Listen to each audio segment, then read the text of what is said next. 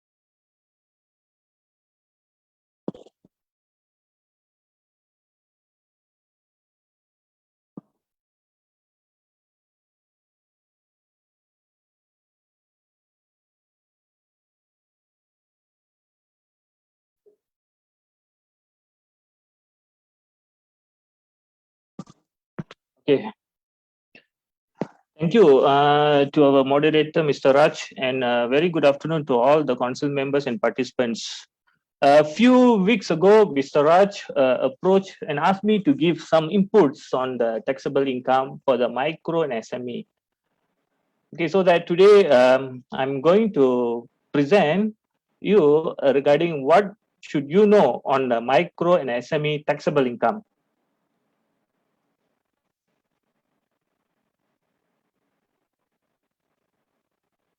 Okay, this is the overview of SME contribution toward the national gross domestic product. As we can see, SME are the backbone of the Malaysian's economic, and in fact, SME have been a key driver for the employment and economic growth. The bulk of the SME was around 89.2% who are involved in the service sector.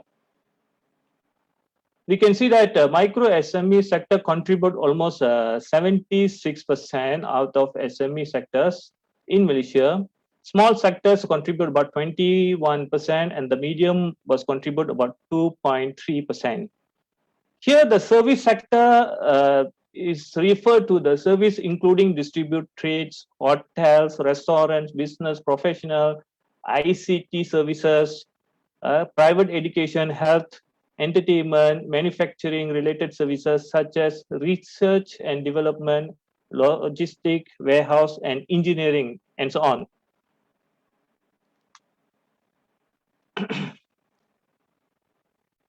As of 2013, okay, SME is covered all the sectors, mainly service, manufacturing, agriculture, construction, and mining, clearing, and also subdivided into three categories, mainly micro, small, and medium. Micro SME, it's about 300,000 turnover, below 300,000 turnover, and on the employees below 5. Okay, how about small SME turnover is about 300K up to 15 million, and employees between 5 to 75. This is related to the manufacturing, but related to the service sector, the turnover it's up to 3 million, and then the employees is less than 30 people. Okay, related to the medium SME, okay, for the manufacturing, it's about up to 50 million, which the employees can be up to 200 people. Okay, related to the service and other sectors, the turnover will be 20 million, and also the employees will be up to 75%, 75 people.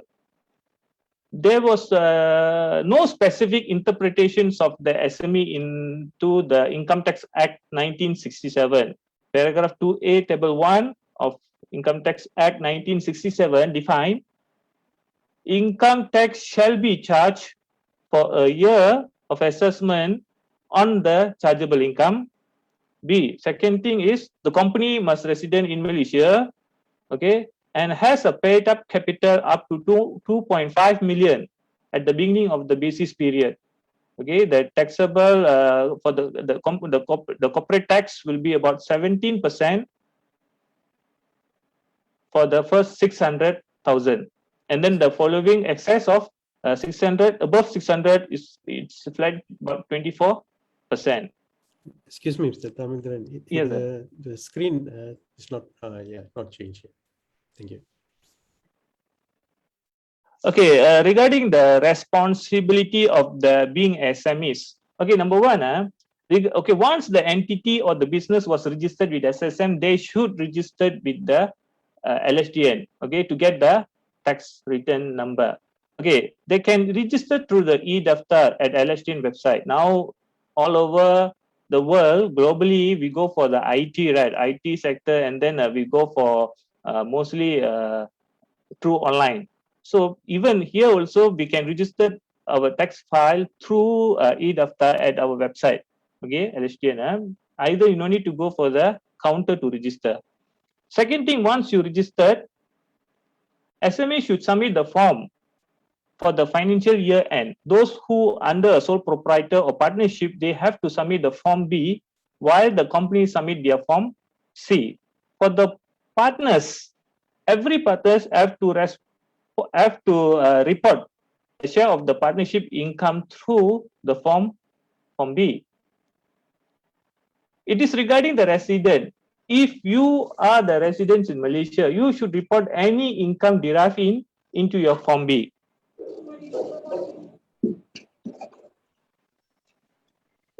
The deadline is the important to avoid the penalty and fine imposed by the LSDN. The deadline for the Form B is 30th June, while Form C before end of the 7th month of financial year end. For example, if your company year end is about 30th December, then you should file your tax return by 31st July. If 30th June, you should file your tax return before 31st January. So they will give additional, but there's a 7 months gap to submit your form. Okay, the most important thing is to keep your record for 7 years. Okay, what we see in throughout our audit and investigation, most of the taxpayer doesn't keep the accounts even for past 2 years. Okay, then the OGs, most probably the sole proprietor and also partnership. So we encourage them to keep the records for 7 years, because if don't have records, they can still be audited or investigated through our, because we have a certain criteria how to audit. Okay, so we encourage the people to keep the records for past 7 years. Okay, what are the benefits actually? Okay, as the business owner, understanding the allowable tax deductions allow you to make a better plans for the company operation. Among the benefits of being SME are exemption for the advanced corporate tax, which you are required to pay the advanced corporate tax for, not required to pay the corporate tax for first 2 years. Okay, if let's say the company is already existing, before the financial year start, you have to submit for your exemption, estimation of tax for the coming years, and then you need to pay the advance tax once the financial year start. Okay, second thing is to reduce the corporate tax about 17%. Okay, compared to year 2020. Okay, the first 600,000 chargeable income is just 17%, while excess of 600,000 is about flat rate about 24%. Okay. Additional tax deduction for incorporation expenses is an allowable deduction. Okay, this is mainly why small SMEs will be start to register and then operate the business in Malaysia.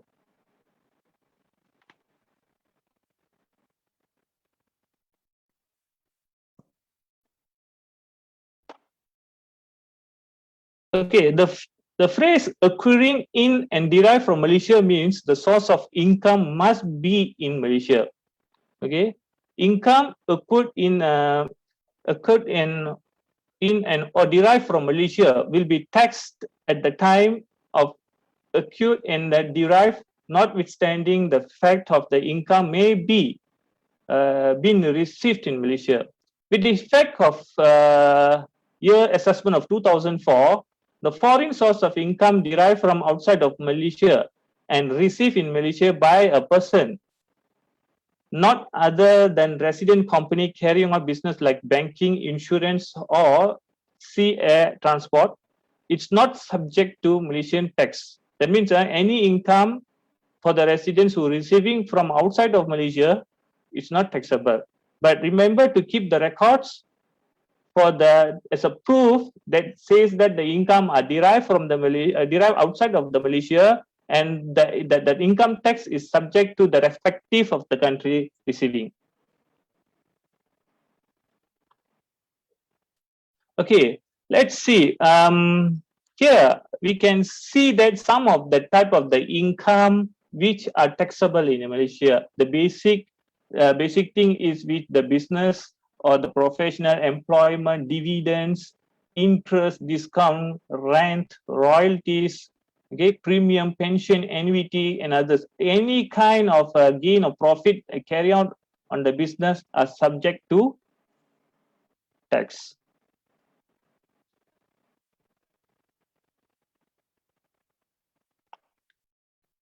Generally, the tax deduction is allowed for all outgoing expenses wholly and exclusively incurred in the productions of income. Under Section 33, Income Tax Act 1967, it's clearly defined that type of the expenses incurred in the business operation. Later, I will show some of the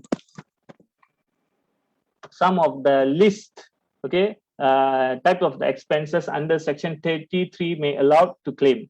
Okay, however, please take note that business expenses vary among type of the business and industries. Not all the business and the industries can claim the same expenses throughout the year. And the IRB may assess the based on the common industry practice, okay, and examine the object of the expenses and the income activity. You may claim all your expenses which is related to your business operation in your accounting financial, and when it's come to the tax competition, you have to calculate based on what is the allowable expenses and which is not allowable deductions.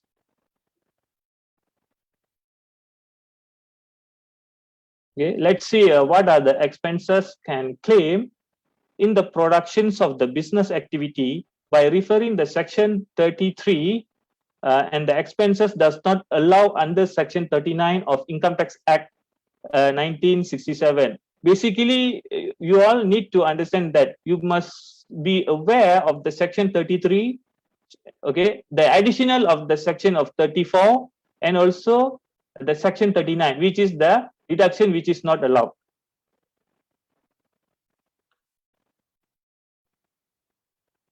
Okay, here are the some of the example which is allowable under Section 33. To determine your this one aggregate income, so you need to understand that what are the expenses that you may claim in your financial statement. For example, okay, administration costs such as salary, wages, EPF, and so. This is example the expenses incurred due for your employees. Some other like business insurance, rental premises, advertisement, and promo sales. This is must be related to your product and services.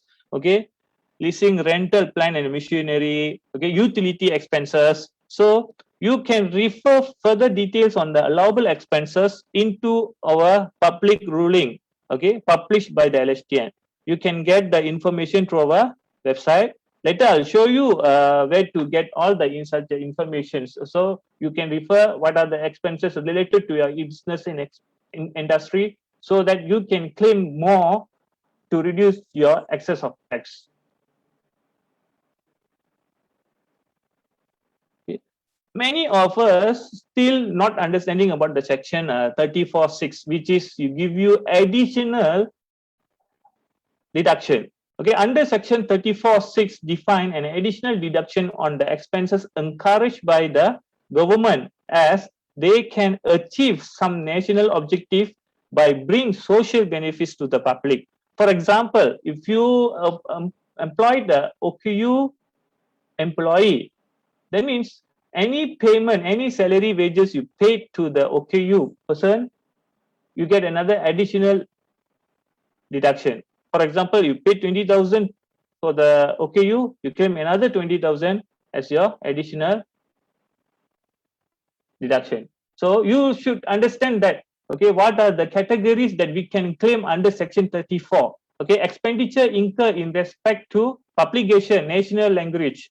Okay, when you spend something on the publication or in the national language, you will get the additional deduction.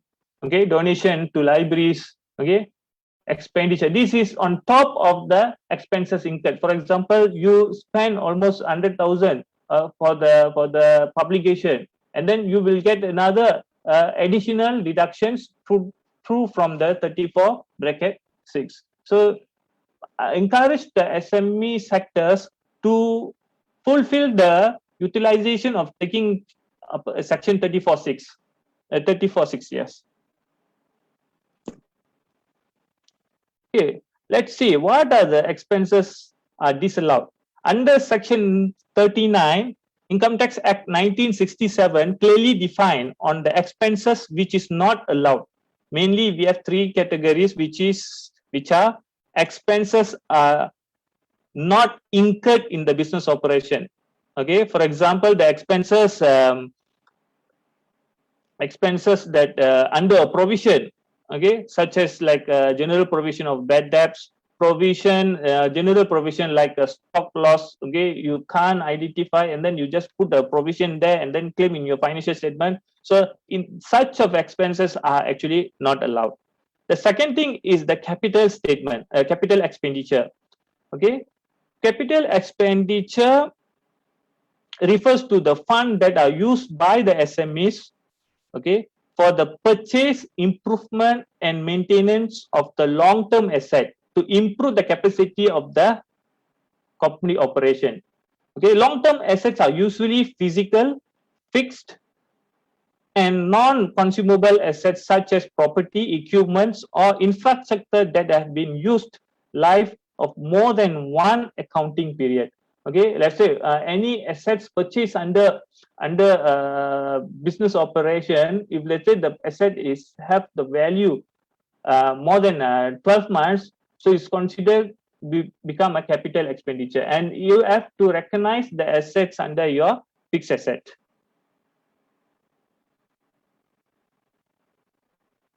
Okay, the third one is like prohibiting expenses. Okay, generally it's expenses that incurred not in the productions of the income for the entity. For example, okay, personal expenses incurred by the sole proprietor or the partners, okay, for the business, even the directors, okay, and then the expenses they claim into the business account. Okay, they try to claim in the business and then to reduce the tax. So once LHDN audit team or investigation team and check thoroughly the expenses that claim, then it will be add back to the tax and the additional penalty will imposed. Okay, so what are the expenses actually? Domestic private capital expenditure. This is related to the personal expenditure. Okay, further employment contribution to unapproved pension. Okay, then another one is contribution up to approved pension. For example, like EPF. Okay, you paying EPF to employee is allowable deductions, but when it's come to excess of 19% and above, the excess amount more than 19% is not allowable. Okay, you can check the further detail through our public ruling. Later I'll show you in detail. Okay, the further has been listed for you to understand more. What are the expenses that you cannot claim as your approved deduction?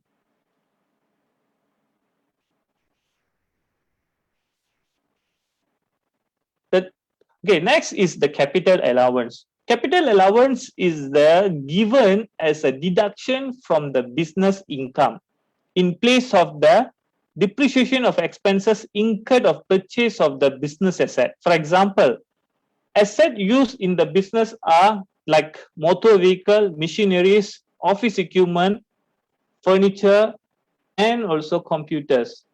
The condition to claim the capital allowances are operating business. You must operate a business. Okay. Second thing, with the purchase of the business asset, okay, you need to prove that the purchase of the asset is mainly solely for the business operation. Okay, assets are being used in the business. Okay, and then once you purchase the asset, you must use that asset in your business operation. You buy and keep as an asset, but you don't use the asset as in your business operation, you can't claim the capital allowance. Okay, and then the business are the owners of the asset. You cannot take the third-party asset and bring into your business, and then you cannot claim the capital allowances. Okay, rate are determined according to the type of the assets. You can see my slides there. I already mentioned that what are the rate. So this is the general. Okay, for the 20% initial allowance was given to all types of assets. For example, you buying 100,000 worth of machinery. So first initial in the particular year of assessment, you can claim 20% of that as your tax deduction. Okay. Then additional about 20% as your annual allowance. So annual allowance of 20% will given to the motor vehicles and heavy machineries. 14% for plant and machineries. Okay, 10% for the office equipment, furniture and fittings, and 40% for the computers. This is the capital allowance you may claim until the residual value reduce and become a zero. So, for example, you buying a machinery for 100,000, and then you already first year you claim 20% and 20%, 40,000 you already came into your tax computation. The balance 60,000 you may claim the following years until the value becomes zero.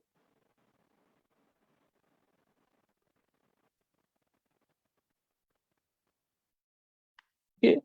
Let's see what are the incentives under Income Tax Act 1965.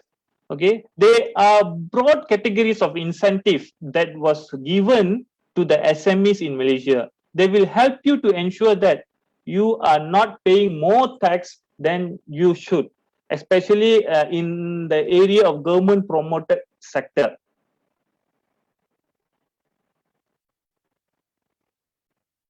Let's see what are the tax incentives. Okay, here I have listed almost about 7 incentives for the SMEs that can claim if you are under the category government category where the government promoting, okay, the sectors. Okay, first we can see the pioneer status. Okay, pioneer status.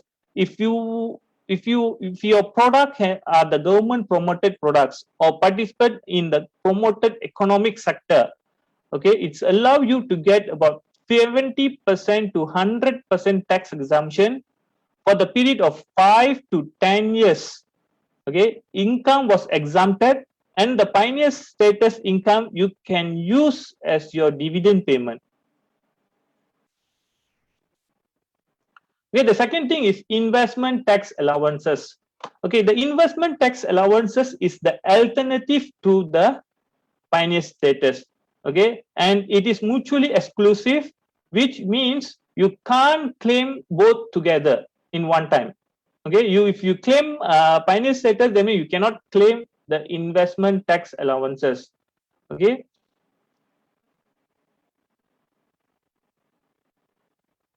Investment tax allowances also apply to promote the product and the sector and grant based on the capital expenditure on the buildings, industrial buildings, plant, machineries, and used for those product or sectors. Okay. The third one is like reinvestment allowances. You can give up, okay, like pioneer status or the investment tax allowances and take up the reinvestment allowances. Okay, RA apply for the Malaysian-based companies that have been in operation for at least 3 years that are involved in manufacturing and selected agriculture activities. The rate of about 60% is given for the 15 years of the reinvesting capital expenditure into the expansion, modernization, and diversification of the business existing business. Let's say your business, you want to make any modernization, so whatever expenses incurred, okay, and then you will declare under a capital expenditure. So the reinvestment allowances will give you against on your expenses incurred to reduce your tax. After benefiting the reinvestment allowances for 15 years allowed, because normally RA will give about 15 years. If you continue to reinvest in the promoted product, okay, and the sector for 3 years, there's additional incentive, okay, accelerated capital allowances. Provide an initial allowance of 40% and then the 20% for the following year allow you for the capital expenditure exempted for those 3 years. For example, the first year you may claim initial allowance 40% and 20%, so 60% you may claim, okay, on the capital expenditure incurred on the selected promoted product. The balance 40% you may claim like 20% the next year, and the following year you can claim another 20%. Okay. Allowances for the increased export. Okay, you get tax exemption, okay, of 10% and 15% for the exported product that gain at least 30% value added into your exports, or and 50% value added respectively. For example, 10% they will give you the tax exemption for the 30% value added on your exports, and also 15% tax exemption for the value added of 50% of the value added in your export. Okay. The number 6 is industry building allowance. Okay. If you construct a warehouse for the specific purpose, such as approved service projects, agriculture, okay, manufacturing, hotel should register under the Ministry of Tourism, Art and Culture.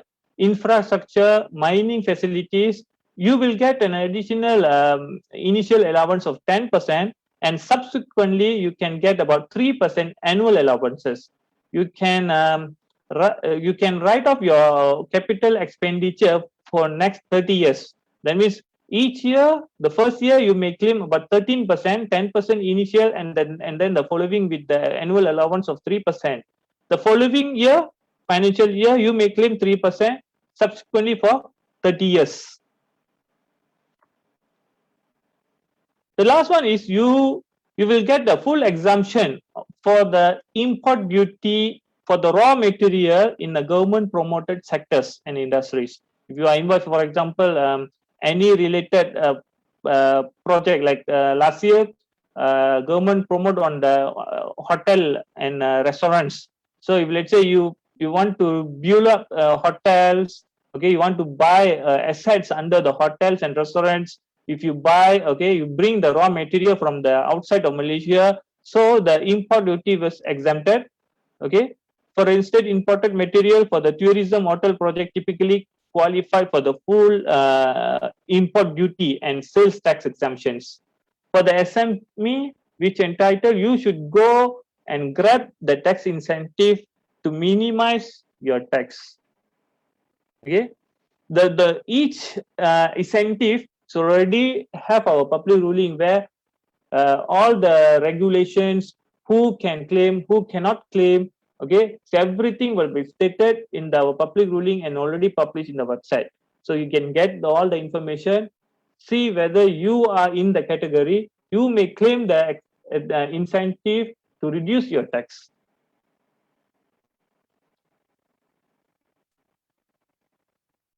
Okay. Currently, the corporate tax will be about 17% and 24%. 17% is for those company beta capital is less than 2.5 million. Okay, if the company has more than 2.5 million capital in ordinary shares, okay, the flat rate is 24%. Okay, for the sole proprietor and also partnership, it's follow the individual tax schedule. Okay, it's starting from the 0 to 30%.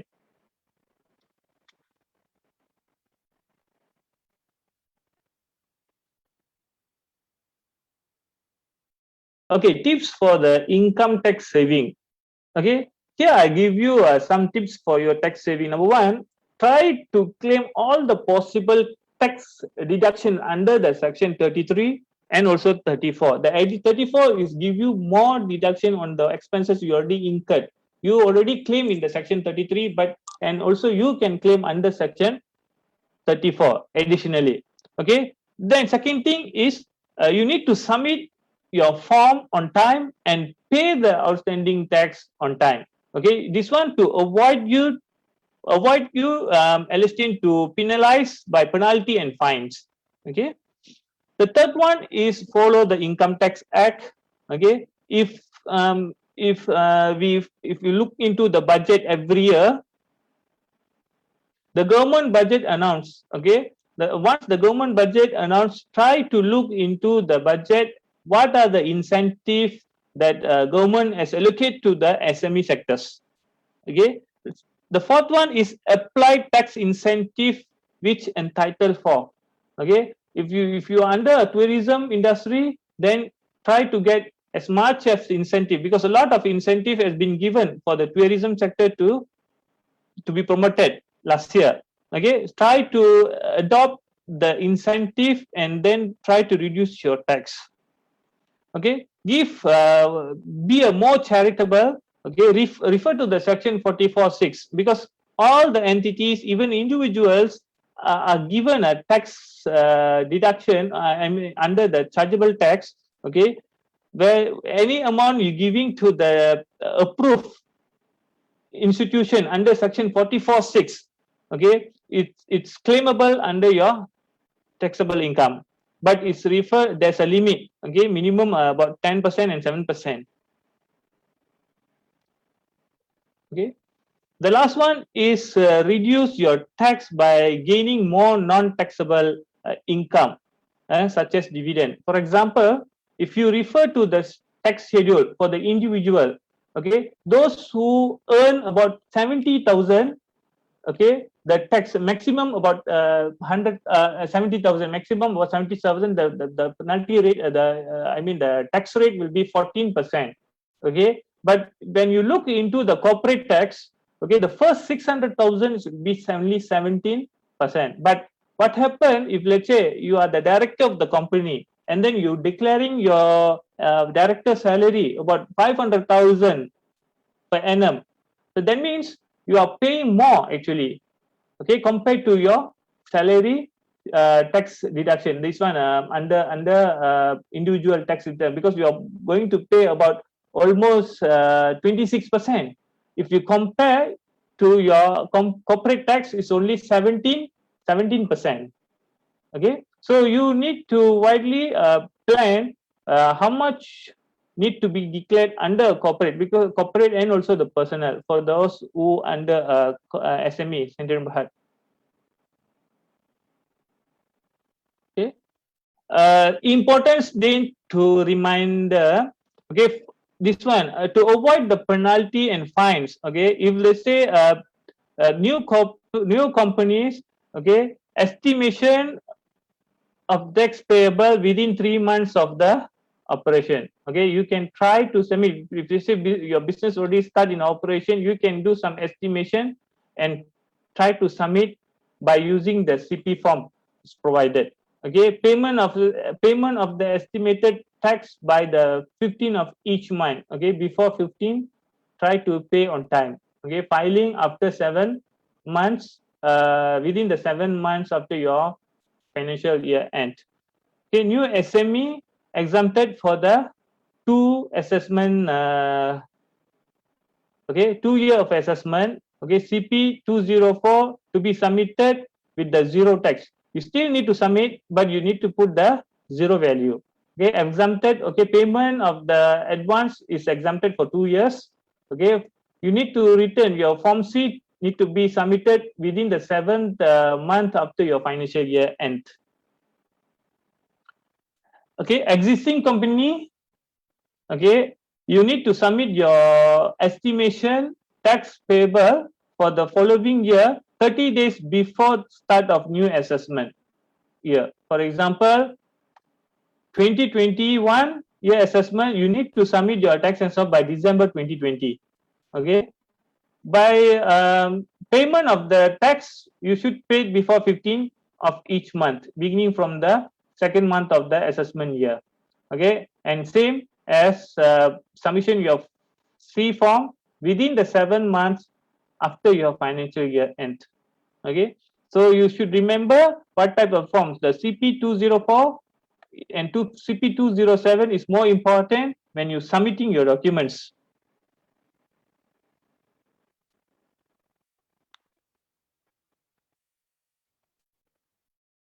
Okay, that's all for today. Let me show you where to get the information on the allowable and non-allowable incentives. Let's see. Okay, I'm pretty sure that we all submitting the form, but then we don't look into the explanatory notes or guidebook on the form. For example, let me show you this one.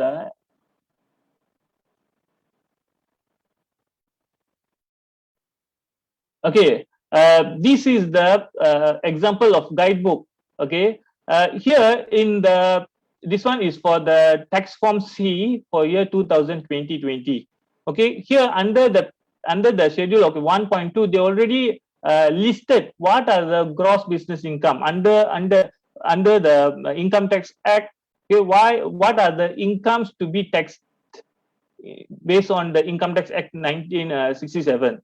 Okay, you can here there's a section 12, okay, section 22, okay, section 24, okay, section 30. Okay, this is all related to the gross income of the business. Okay, then the further is about allowable expenses. Allowable expenses which is related to your section 33. As I mentioned earlier, section 33 and section 34 will give you the full allowable list. Okay, what are the expenses that you may claim based on your business operation activities. Okay, here okay, you can refer the sections. Okay, what types of the under section 34 A, B, C, D, E, F, G, H, and there's a lot of actually they will give you additional tax deductions for the SME sectors. Okay, further this one all under section 34. So you may refer all this under your guidebook under your form C. Okay, through online website we can get it. Okay, what are the non-allowable expenses under, okay, this one under section 39. Okay, any income derived from the interest, because interest will be we separately assessed. So they will tell you how to, because you need to know how the company will be taxed. Okay, first of all, this one, the 39, section 39 is more important to know what type of the expenses that you cannot claim actually. So here actually the guidebooks already provided the list, what are the expenses that we can't claim into the business. See, okay, section 39, 39, this all under expenses which is not, you can't claim. Okay, the reminder also will be given. Okay, for example, adjusted income, what are the documents need to keep. Okay, they already give you certain information. Okay, document that basically what the auditors or the investigation officers will come and go through the documents. So what are the documents you need to keep for in order not to be penalized through a penalty and also the fines. Okay, actually the information is pretty much summarized and already listed. Okay, many I'm pretty sure that about 60-70% of taxpayer don't aware, and then they do not open the guidebook to review back before they submitting the tax form. Okay, this is the one. Further, I will go through the LSTN website. Hold on.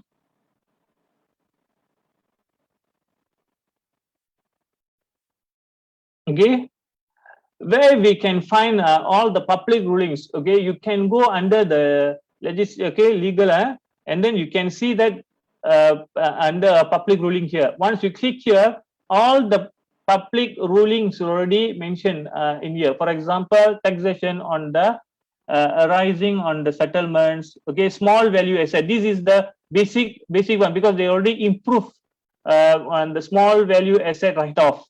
Okay, special allowance. What is special allowance? Last time, okay, they only give for 1,300 assets purchase value is less than 1,300, only you can claim under special allowance. But now they increase the 1,300 to 2,000. So the original document, once you click here, you can get the documents and you can know better, okay, for your business operation. Okay, tax deduction, sponsoring art. Okay, these are the documents we already published so that you can get more information, okay, without referring anywhere. Okay. The second thing is offense, okay, fines and penalties. Okay. See, okay, basically the main issue is if you not submit your written form according to the Income Tax Act, Section 112 will become. The 220,000 is for the criminal charges. Okay. If let's say a company does not file the tax form C within the stipulated time 7 months, okay, our LSTN legal department will take action against respective the company, and then they will go for the minimum 200 to 20,000, depends on the offense they have done. Okay. Further, once they submit, they will charge again a late penalty charges. Okay, starting from 10%, 15% to maximum 45%. Okay. Then basically the auditors and investigation will go for Section 113, where it shows that incorrect return. Okay. That's why we encouraging the taxpayers, okay, the SME sectors, you have to be aware of the type of the expenses, okay, shoot to your business activities. So once the officers from the LSDN, mainly from the auditors, all the investigation officers come into your business and then go through your documents, found out that certain expenses is not related to your business activity, they might add up into your tax form and become additional tax did together with penalty. Okay, the penalty can be up to minimum to 1,000 to 10,000 and also 200% of your additional tax. So please make sure that any written submission, make sure you are submitting the correct things, okay, correct expenses, whatever is not allowable expenses you should add back, and then later all the documents you need to keep, okay, in accordance for the further checking done by the LSTN officers. Okay, that's a thing I want to share with you. So that's all for today. For any questions you can ask me, then we can try to answer you within the time.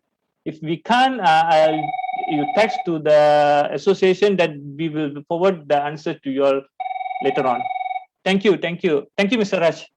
Mr. Tamu, Yeah. thank you very much. Got some question Yeah, okay. from our participants. Okay, first question from Mr. Ramanathan.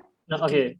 LSDN just informed that 17% rate is not applicable for real property income companies, even though they are SME. Please clarify. Come again, sorry. Come again, Mr. Raj. Okay. LSDN. Yeah, I receiving call. Wait, Okay, sorry. Okay, LSDN just informed the 17% rate is not applicable for real property income companies, even though they are SME. Please clarify. Okay, I'm not sure regarding the real estate company, because there's two types of issue is coming out. Either they go for the CKST, okay, or the ACP. So basically, there's a lot of cases we found out that, okay, the company is either they go for the 17% or under the CKST.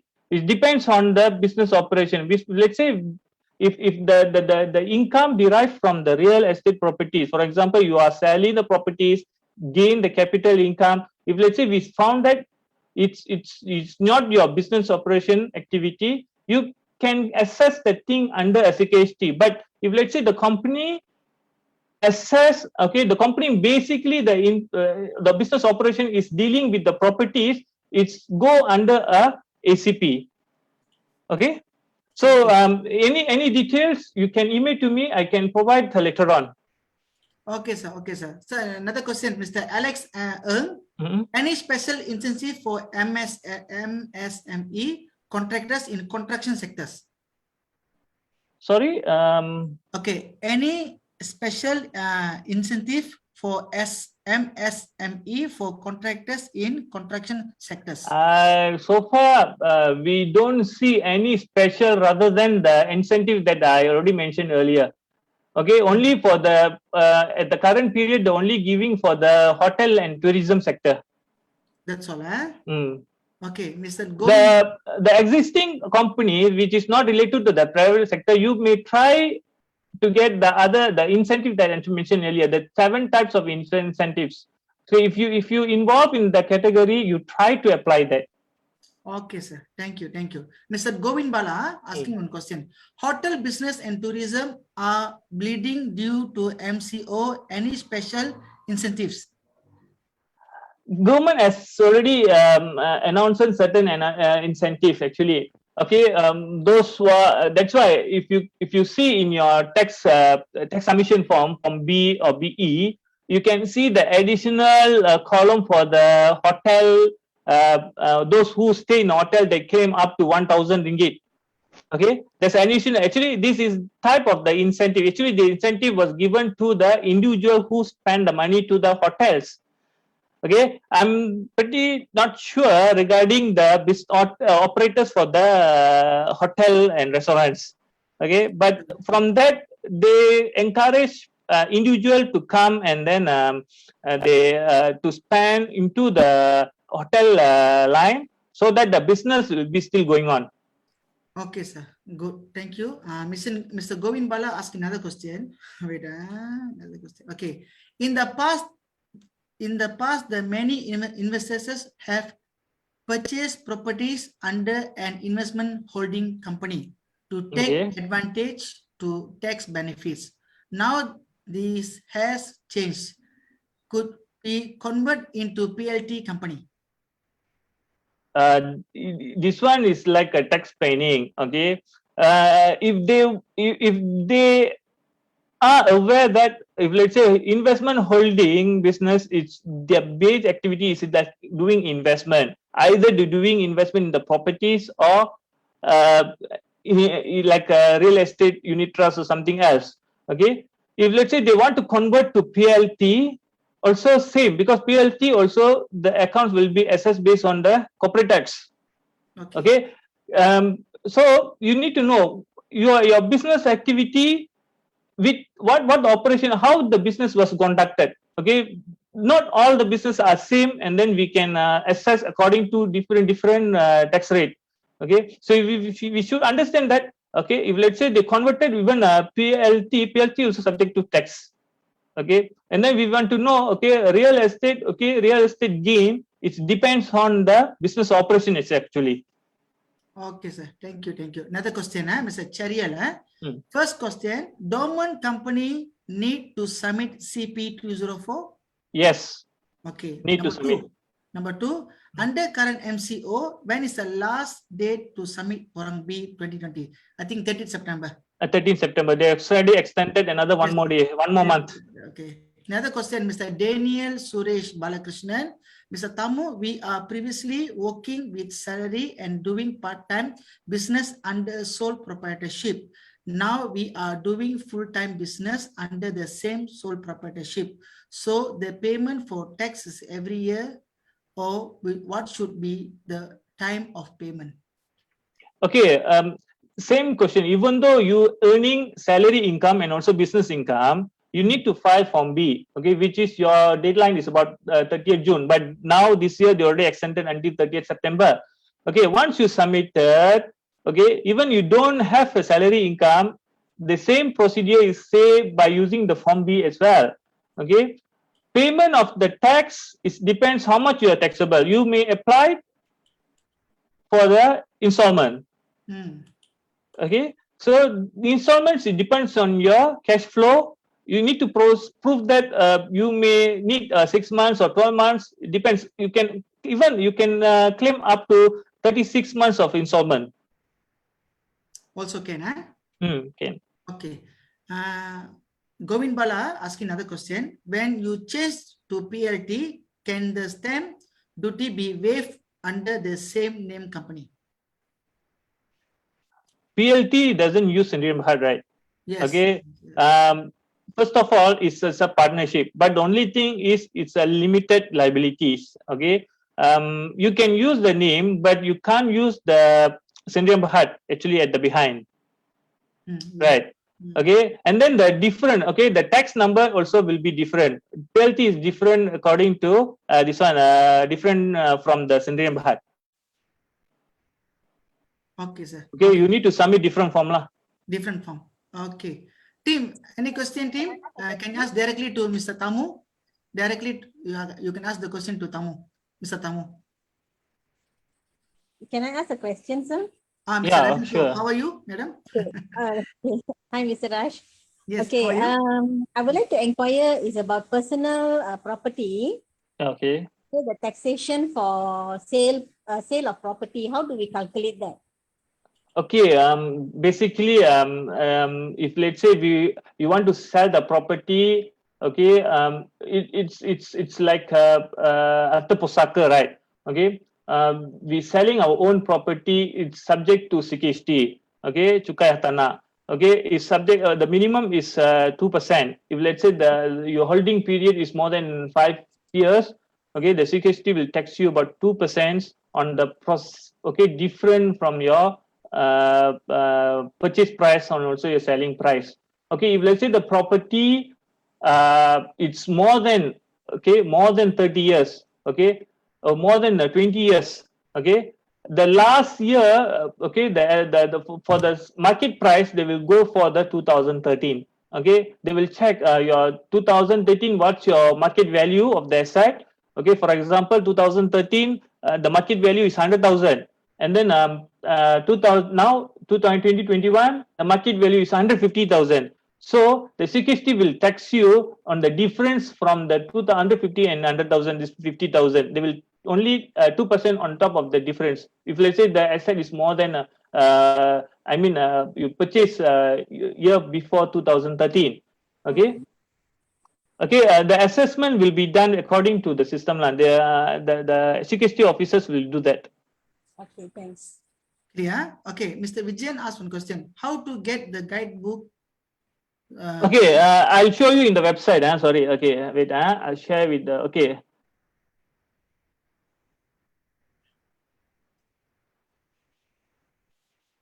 Okay, any documents you can go to the form here. Okay, download form. Okay, you can go to the download form. Okay, you can see the type of forms for individuals, corporate, non. Okay, if let's say company, you select 2021, search. Okay, here are the guidebook here. So once you click,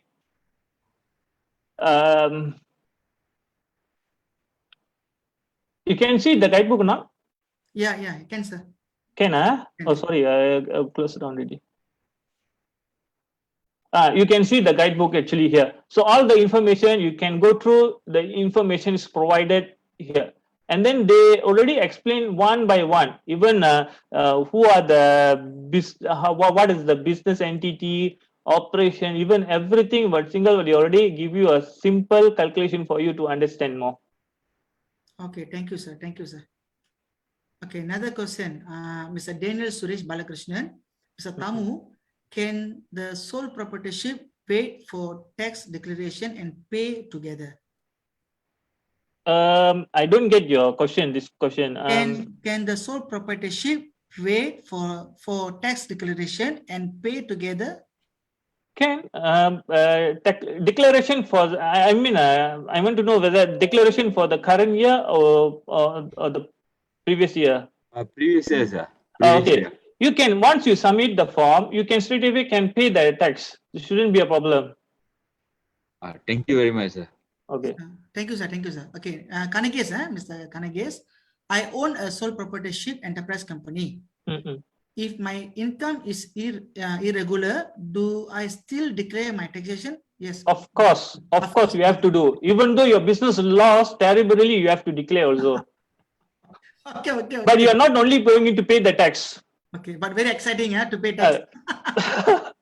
What is the minimum income per annum for me to do tax declaration? Okay, sorry. Once you already start doing business, whether 1 ringgit also your income you have to declare. But the question is whether you are taxable or not taxable is different set. But once you start doing business, you have to declare whether whether you are earning less or more. Okay, the chargeable income for the sole proprietor, I mean around it's nearly about 37,000, 38,000 per annum net profit, net income. Okay, it shouldn't be taxable. Okay, more than that only is going for taxable. Whatever income must declare income tax. Even 1 cent also, 1 ringgit you get, you try to declare. 1 cent very impossible. 1 ringgit.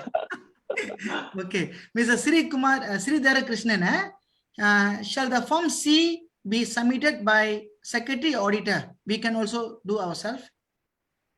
You can do yourself, but the problem is if you have an auditor registered with your tax file under their firm name, you may engage them to submit the form. Okay, because otherwise you need to transfer the ownership of the form to the directors before you submit. Yeah, correct. I think I advise Mr. Sridharan, better you find some accountant auditors to submit the Form CNR. Better, because a lot of things have to fill up everything. It must be very, very particular. Okay, another one, Mr. Indran. Good day, sir. My question is a scenario-based question for an example. Person A earns some salaries from company X, and as a person A has been as their own 𝗦𝗛𝗢𝗪 company name company Z. How does the tax relation for individual and business is done?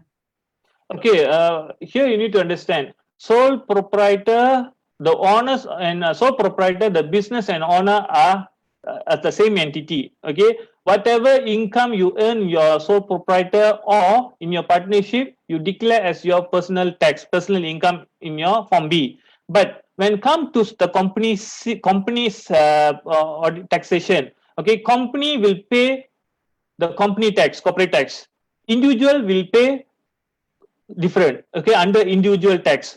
Okay, if the director only responsible for the income which is he taking as a director remuneration. If let's say you take a salary from the company, you only responsible for the amount that you taken from the company as your personal income.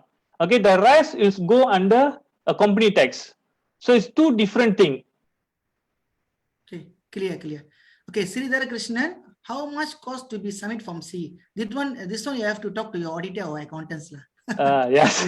Because these services all are provided by accounting firm or audit firm. Mr. Sridhar, better you talk to maybe accounting firm or any audit firm. Correct, huh?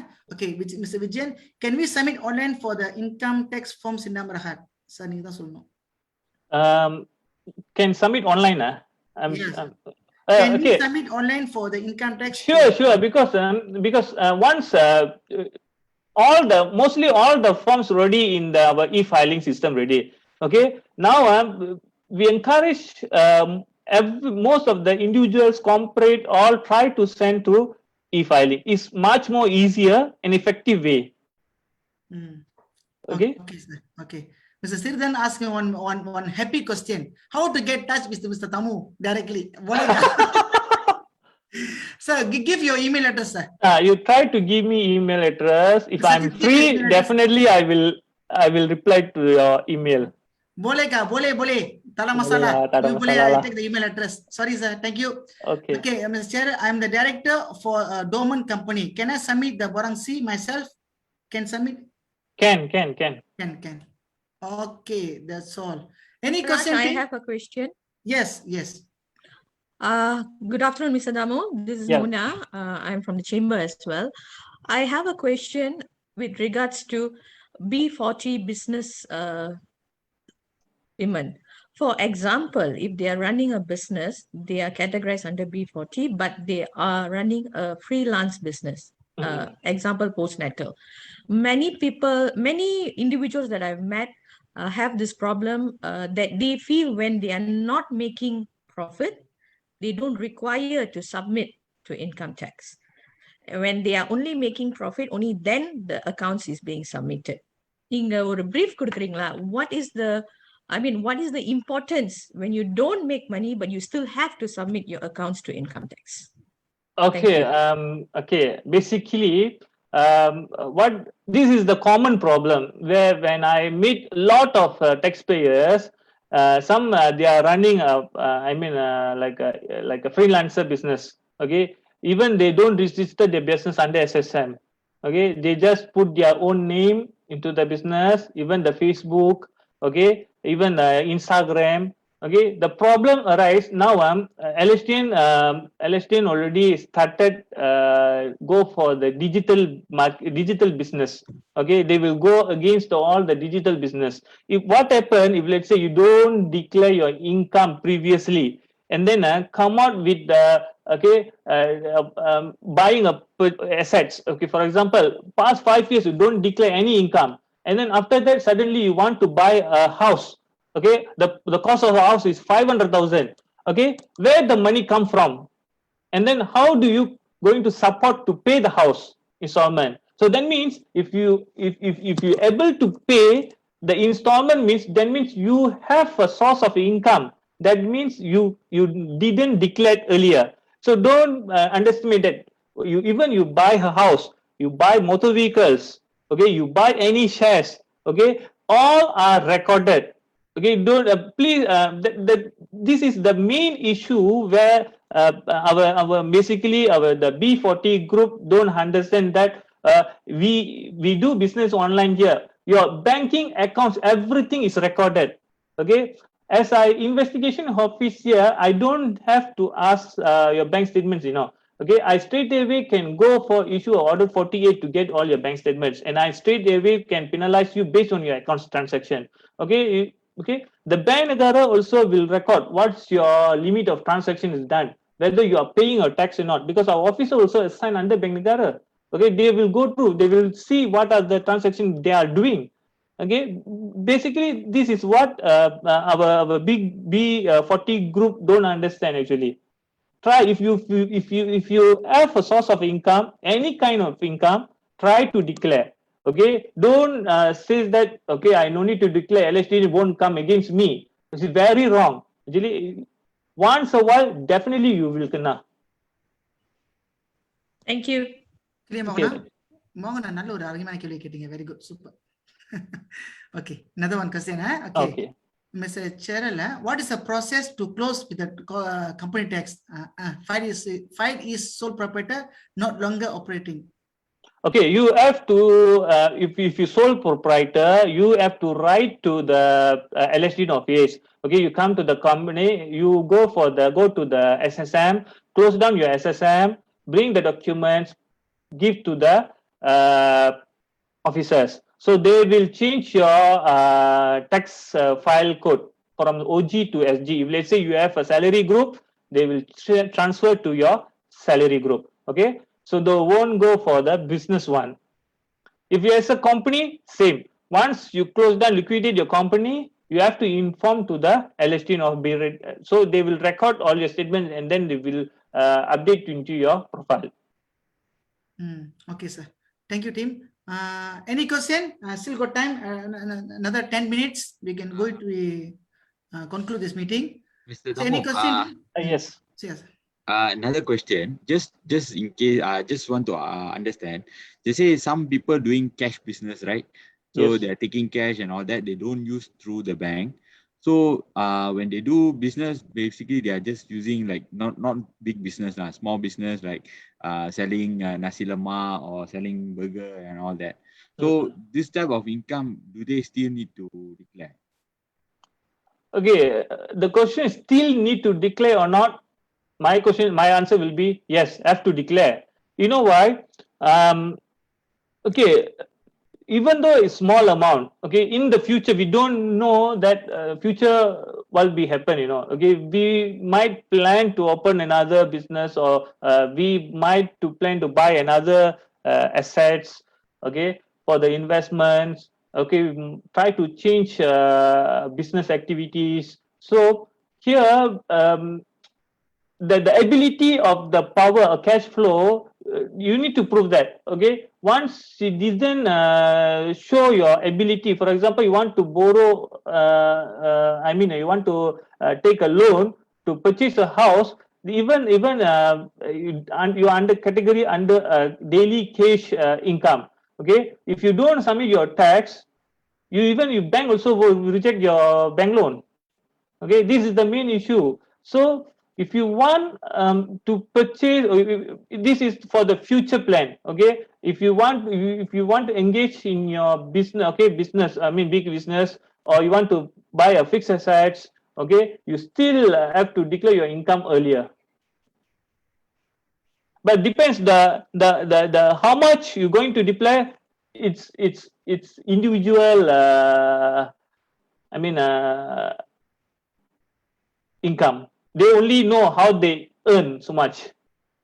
Okay, sir. Thank you very much. Okay, team. If you want to more program in the Chamber for Commerce, please share your phone number and your contact number, your name, then your company in the chat. Then we can follow up all the programs to you. Please share now. Okay, another question. I got Sindabad company. Main shareholder is a foreigner. Run away to his country. Okay. Local director only nominate director. Is the local nominee director liable for unpaid outstanding taxes? Yes. Or the Sindabad Mahesh? Yes. F2. Yes. The person who is responsible for that. Okay. So Mona asked another question. I have another question, Mr. Tamu. Mr. Mogana, you can ask Ms. Mogana, no problem. Ms. Mogana? You unmute. Sorry. Could you please explain to us the advantage and disadvantage of filing a tax file as joint with the spouse or as an individual? What is the difference? Okay. For example, joint income is only for for example, I'll show you a simple example. If husband earning about 100,000, okay, and wife also earning about 100,000, so the total income is about 200,000. Okay, if let's say you join the income husband and wife together, so your taxable amount is about 200,000. So what happens if you compare to your tax schedule, 200,000, you're going to pay tax a lot. Okay. You understand or not? If let's say you separate it, okay, 100,000 and 100,000, okay, each person entitled for the relief. Okay, personal relief 9,000 will be get for the husband and wife separately. So your chargeable income will be reduced. So better, and then the tax rate also will be based on what is your chargeable income. So 100,000, if let's say you have a relief about 20,000, so you're going to pay tax about 80 for the 80,000 of income. Okay. Other than the 20,000 relief for the both, and you're going to pay tax for 180,000 of income. So the tax rates might be different. Okay. So your advice is to file it separately. Depends. If, for example, if let's say depends certain criteria. If let's say wife earning about dividend income, which is tax exempted. So she because tax exempted, and then he want to claim back the tax. In this situation, wife doesn't have any income from other source of income like business income or employment. She don't have any income, but it's only solely like a dividend income. So you jointly with the husband to reduce the actual tax from even husband. So it's look into the case basis whether who can actually apply, who can't, then who want to do separately. Okay, Clear, thank Mohana? you. Clear? Okay. Another question from Tony. Previously on salary-based income, now on commission-based income, do you have to change to OG instead to SG? Okay, salary group. Okay, SG is only solely for salary group.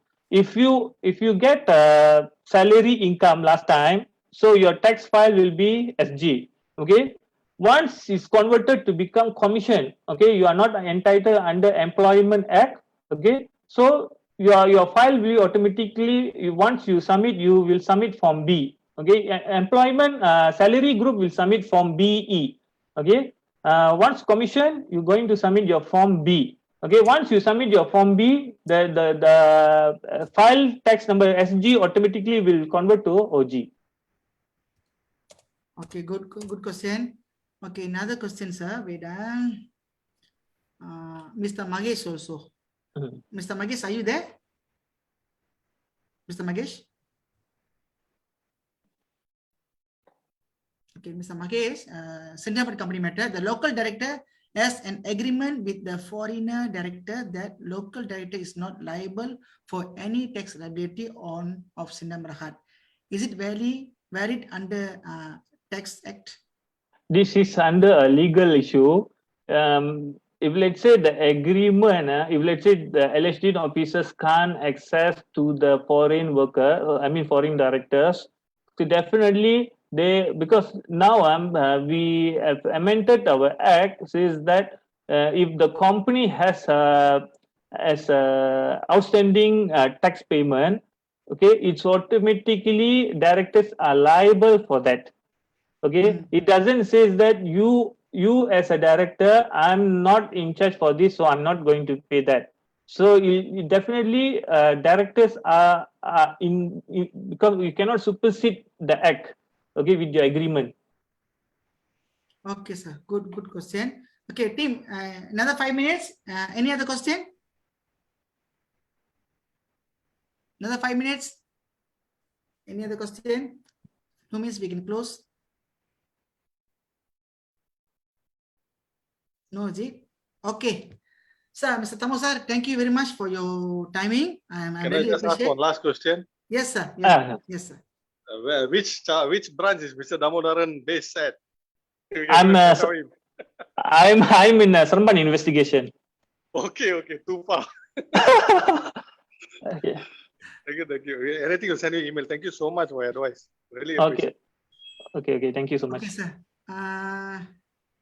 Mr. Tamil Selvam is there? Mr. Selvam is there? No, huh? Okay. Okay, team, thank you very much. Mr. Tamu sir, thank you very much for this program. We really appreciate your attendance. So we see soon for next program. Okay, thank you very much, team. Keep in touch with our chamber in TERRITORIAL. If you want to see this program again, you can go to the Facebook. We can view the Facebook, our 𝗪𝗖𝗢𝗪 Facebook. We can view this program.